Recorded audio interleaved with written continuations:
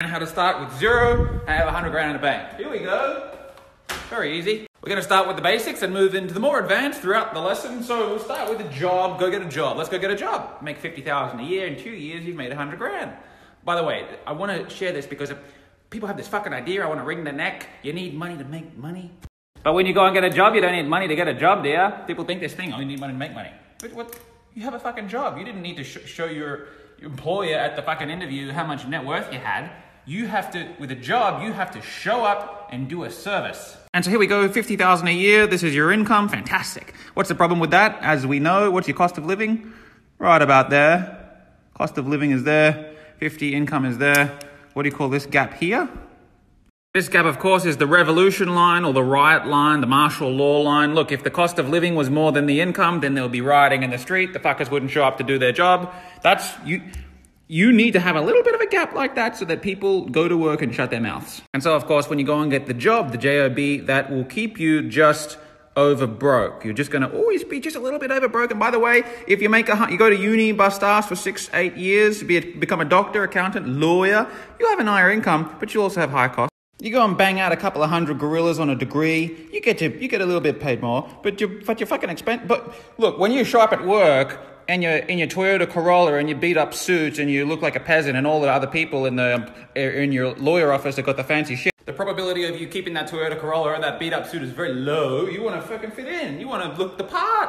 Your expenses are going to go up. So even the high income owners, by the way, in their job, I know a lot of fucking 6-figure income earners that are just over broke. But the first thing that I want you to realize is that 50, 100 grand a year, in that ballpark, you have the ability to make that much income. You have the ability to show up and move the body and to serve the people and solve problems to make that much income. So ingrain that in your mind. You don't need money to do it. Whenever I get the coaching client, I say, well, I need money to make money, Lewis. I always spank him, slap him, because that's not true. You need to serve the people and you can do that. You don't necessarily need money to do it. Now, the issue with the job here, this is the issue.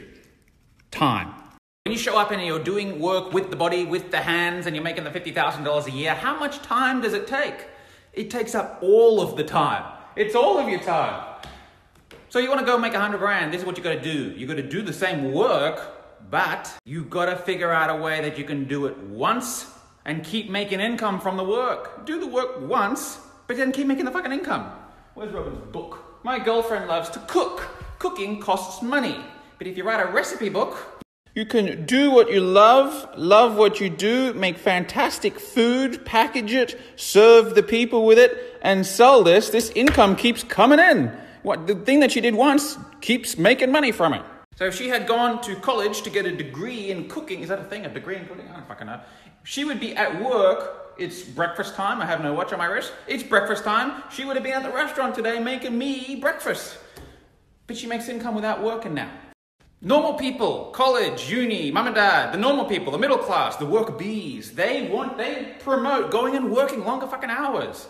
But if you go and have a skill, you need to bolt on a few extra skills. Packaging, marketing, sales. And you can use those new skills, which are very easy to learn. Go to YouTube, you do a course online, Learn how to package a product, market a product, and sell a product. Then you bolt on an existing skill, and then you sell the thing.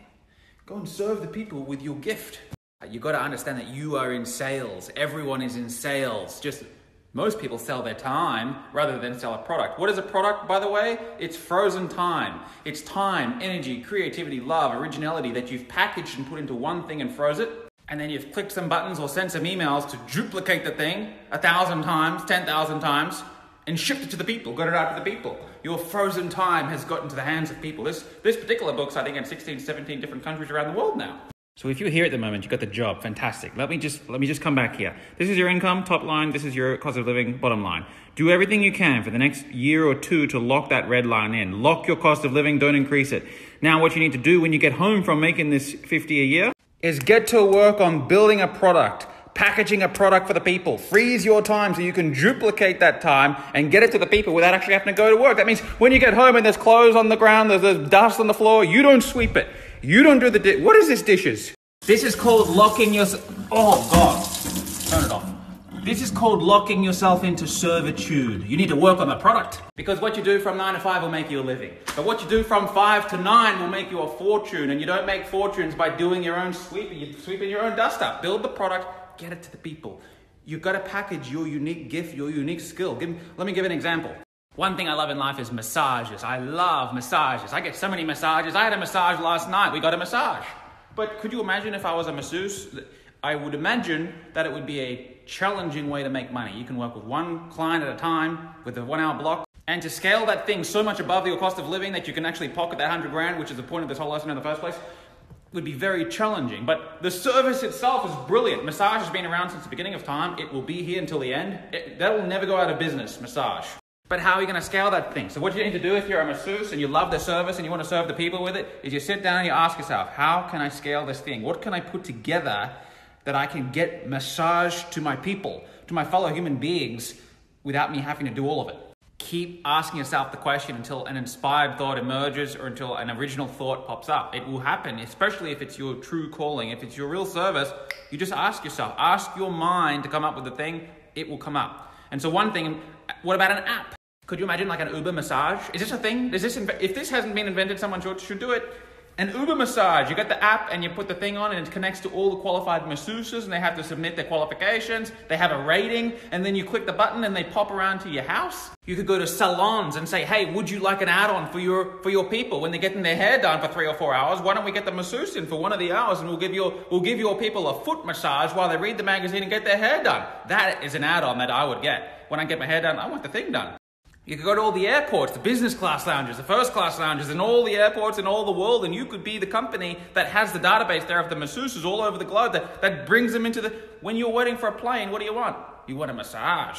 You could build a dedicated program, a dedicated package for couples. You get someone to market it to the female of the couple, and you say, this is a central class of massage that when you do this with your boyfriend, oh my God, you're going to have so much of the romance. Build them a package. Make it a little video bundle that the couples do on a nighttime. They go and get the dinner, they go and get the Uber Eats, and they put the DVD in or the Netflix and put an app on there, make sure it pops up on their Apple TV. They can watch the class with their boyfriend and learn to massage each other sensually. You could easily move that thing for $100 a pop. You go sell 1,000 of them in a short period of time, there's your 100 grand.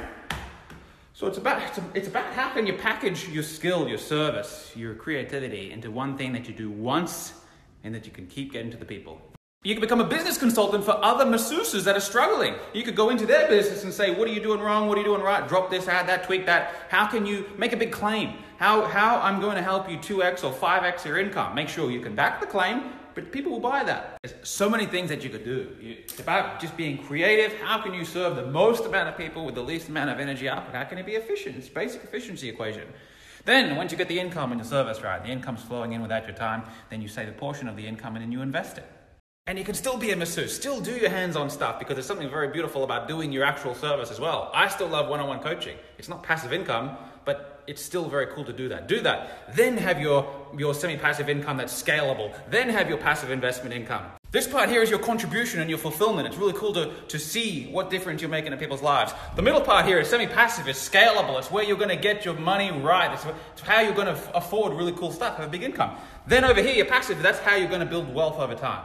You've got the service, you've got the scalability, you've got the passive investments that are growing over time. You're building wealth, you're doing what you love, you're loving what you do, you're empowering the soul, you're empowering the senses, you're on the path to a masterful life.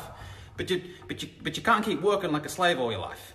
That concludes today's little lesson on making 100 grand. Did I answer the question in the end, Golly gosh? I know I went off on a lot of tangents, that's for sure. Anyway, I gotta get to work.